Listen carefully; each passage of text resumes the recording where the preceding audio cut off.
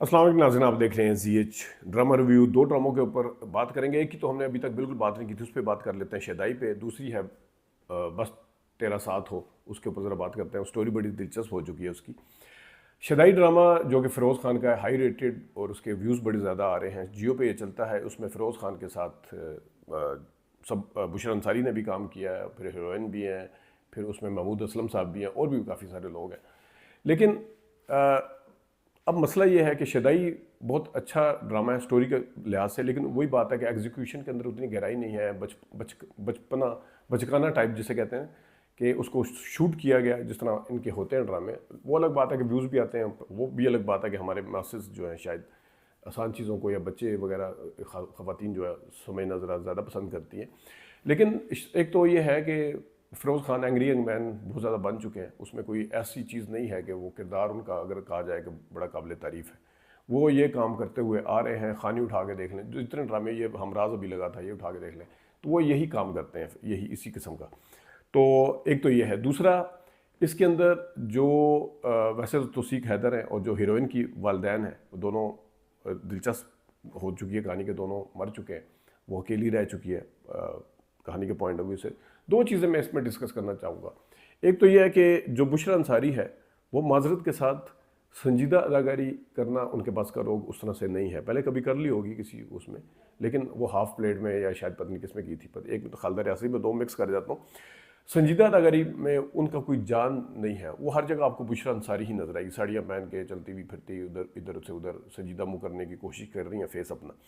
और जो उनकी बेटी बनी हुई है उनके सामने भी जब वो जाती हैं तो वो बुशरा अंसारी साहिबा के अदाकारी में बनावट है, बेसाख्तापन नहीं है, कोई संजीदगी नहीं है, कोई गहराई नहीं है। गहराई नहीं है, संजीदगी करने की कोशिश कर रही हैं, उसके अंदर गहराई नहीं है बिल्कुल, बड़ी माजर के साथ। और इस ड्रामे की इन दो बेटियों ने, और जो बेटी है वो अभी तक ठीक अदाकारी कर रही थी, तौसीक हैदर के साथ ठीक थी वो, बनी हुई है जो अतिया बनी हुई है, जो वो अपनी बेटी के साथ उनका ठीक था। लेकिन जिस टाइम माँ का सामना किया तो उन्हें ज़रा थोड़ी सी एक्स्ट्रा अदाकारी करनी पड़ेगी। जब एक्स्ट्रा अदाकारी करनी पड़ेगी, एक्स्ट्रा ही नहीं कि उनको संजीदा होना पड़ गया, एक्सप्रेशन एक्स्ट्रा देने पड़ गए, तो वो इतने एक्स्ट्रा हो गए कि वो एक्स्ट्रा ही हो गए बिल्कुल। वो बिल्कुल फजूल किस्म के एक्सप्रेशन थे, ज़बरदस्ती वाले थे, जोर लगाने वाले थे। तो इन दो माओ बेटियों की पेपर के ऊपर अगर राइटर ने लिखा था कि ये क्या सीन होगा जब इतने 25 साल के बाद माँ और बेटियां आमने सामने आएंगे, क्या सीन होगा, किस तरह होगा ये, तो वो वहाँ पे माजरत के साथ बिल्कुल फजूल किस्म का इम्पैक्ट था। दूसरा है नवाज सईद की, गालबन जो महमूद असलम की बहन बनी हुई है, उनकी भी आवाज़ के अंदर कोई जान नहीं है जो किरदार के लिहाज से। वो जो किरदार जितना रौब दिखाया गया उसको उतने अच्छे तरीके से वो कंसीव नहीं कर सकी हैं, बड़ी माजरत के साथ। तो ये दो तीन चीज़ें थी जो इस ड्रामे के, ऑलरेडी एक सतही किस्म का ड्रामा है और वो बिल्कुल उसको फारिग कर देता है।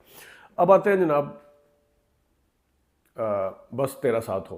बस तेरा साथ हो में सना जावेद बहुत ही कमाल अदाकारी कर रही हैं और बाकायदा तौर पर, और ख़ास तौर पे चलते चलते जिस टाइम वो मस्जिद वाला सीन है, बगैर म्यूज़िक के, म्यूज़िक नहीं है, पीछे घड़ी की टिक टिक आ रही है, कारी साहब जो है मौलवी साहब बच्चों को नाजरा पढ़ा रहे हैं, कुरान शरीफ पढ़ा रहे हैं, और उधर बैठ के उसको बड़ा अच्छा शूट किया गया। फिर बाद में फरहान सईद भी वहाँ पहुँच जाते हैं, तो बहुत ही ज़बरदस्त तरीके से इसको मतलब मज़ा आया, उसका इम्पैक्ट था।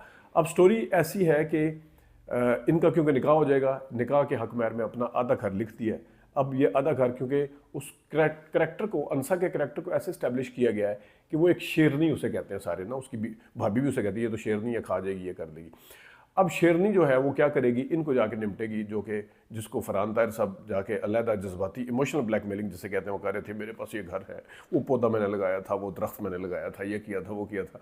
तो वो सीधा करेगी आके, क्योंकि फरहान सईद अब बहादुर हो रहे हैं आहिस्ता आहिस्ता, लेकिन है तो नरम तबीयत के।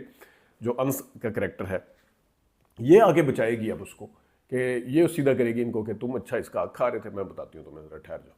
तो ये इधर से ये वाला हक जो है उनको निपटेगी अंसा, और जो अंसा का हक उसके भाई आरिफ ने खाया है वो करेगा, वो लेगा जनाब जाके फरहान सईद यानी अनस, वो जाके लेगा। यानी इसका जो विरासती हक है वो इसकी बीवी इसको दिलाने में और इसको पक्का करने में किरदार अदा करेगी, और जो आरिफ उसका हक लेके बैठा हुआ अंसा का, उसकी विरासती जायदाद, उसका घर में जो भी हिस्सा था वो अब करेगा फरहान सईद लेगा। तो ये स्टोरी ज़रा थोड़ी दिलचस्प है, इस पॉइंट ऑफ व्यू से थोड़ी सी अलग भी कह सकते हैं। तो ड्रामों के ऊपर बात करते रहेंगे। अपना ख्याल रखिएगा, अभी तक के लिए इतनी इजाज़त दीजिए, अल्लाह हाफ़िज़।